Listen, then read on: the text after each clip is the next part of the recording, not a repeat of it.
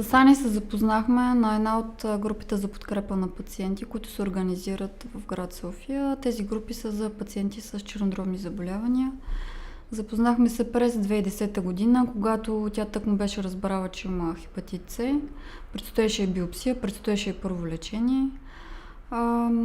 Тогава все още не знаехме колко сериозно е нейното състояние. Значи на 25 януари 2010 година, дата, която никога аз няма да забравя, ми излезе положителен тест за хепатит С, след като бях направила няколко контролни изследвания по повод на друга медицинска манипулация.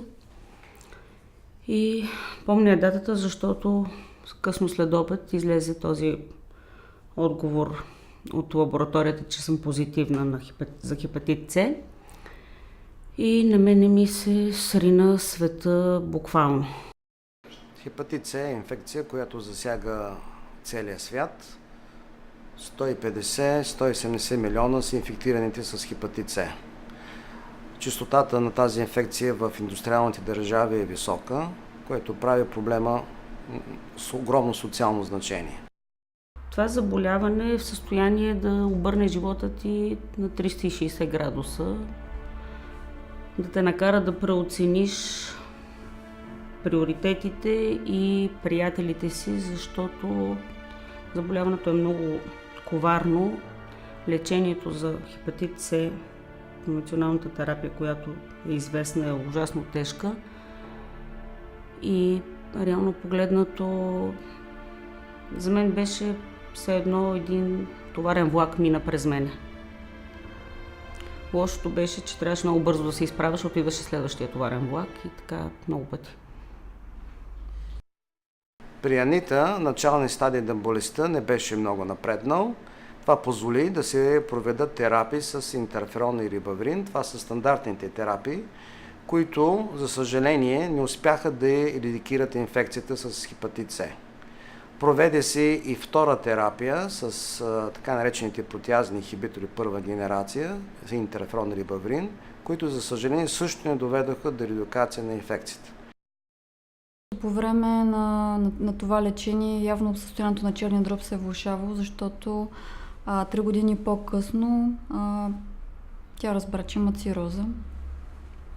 Беше през февруари 2013 година. Заедно влязохме в кабинета на лекаря, който провеждаше изследването. То отнема около 1-2 минути. Резултата се вижда веднага. Всъщност аз бях тази, която видя първо нейния резултат, защото гледах към екрана и въобще не се опитах да си издържа всички емоции, за да не разбере тя, че има цироза. В общи линии не знаех какво да й кажа. Това беше огромна изненада както за нея, така и за мен.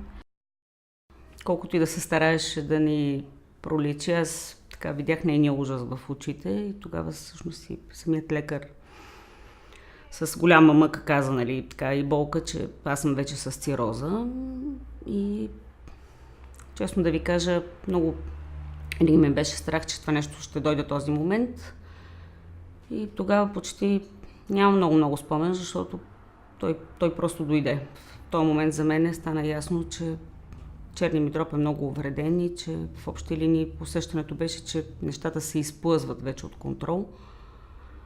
Вцепених се, помня, че излязах от кабинета като зашеметена. Не исках да го повярвам. Моята приятелка седеше до мене и единственото, което спомням, че направи, че ми хвана ми ръката. И ми трябваше доста време, докато я приема тази новина и да почна да свиквам с нея.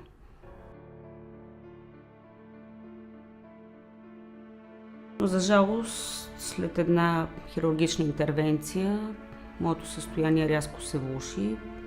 Компенсираната до този момент чернодробна цироза стана декомпенсирана. И започна един сериозен, не знам смисъл, започна една, озовах се в ада.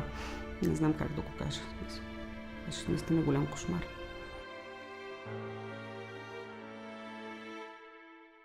След като Ани декомпенсира, тя прекара около 6 месеца в болница, като един доста голям период от време при нея се налагаше да се извършва източване на този астит на ден и половина. Лекарите източваха по 5 литра на всеки ден и половина от нейния стомах.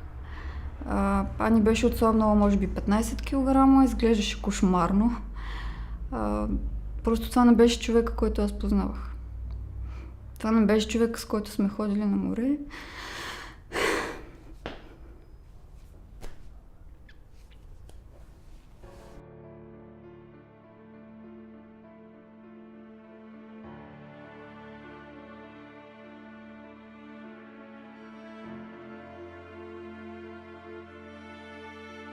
Когато вече бяхме загубили всякаква надежда, че тя може да се оправи, когато източванията ставаха все по-чести, когато тя се влоши до степен, в която не можеше да става от леглото, се появи шанс тя да се включи на едно лечение, което е специално за пациенти, които имат преживаемост под 1 година. Лечението е истинска сензация в областта на хепатита. При него пациентите дори с цироза могат да оздравят в рамките на 3 или 6 месеца. Това е под формата на таблетки, няма инжекции, няма интерферон. Страничните ефекти са много по-малко, отколкото по време на интерфероново лечение. И когато вече бяхме изгубили всякаква надежда, че Ани има реален шанс да се оправи, тя беше одобрена за такова лечение, буквално поредни седмици преди да си отиде. Защото тя беше стигнала етап, в който нямаше връщане назад. И за мен това лечение, то не само спасява хората, просто ги връща от 2 метра под земята. Тази безинтерферонова терапия, която за мен е трета, се понасяше много лесно дори в моето състояние, което беше много тежко. Но невероятно предимство, защото реално погледнато страничните ефекти са много редуцирани и са съвсем поносими. Моето лечение съвсем наскоро приключи. Аз вече съм в състояние на компенсирана цироза. Тоест това е едно очаквано подобрение. Чувствам се много добре. Освен, че започнах отново да мечтая, почнах да си живея живота почти като здрав човек. Една от мечтите ми е всички пациенти, които имат нужда от тази терапия, да могат да се лекуват с нея и да имат шанса за нов живот, който аз получих.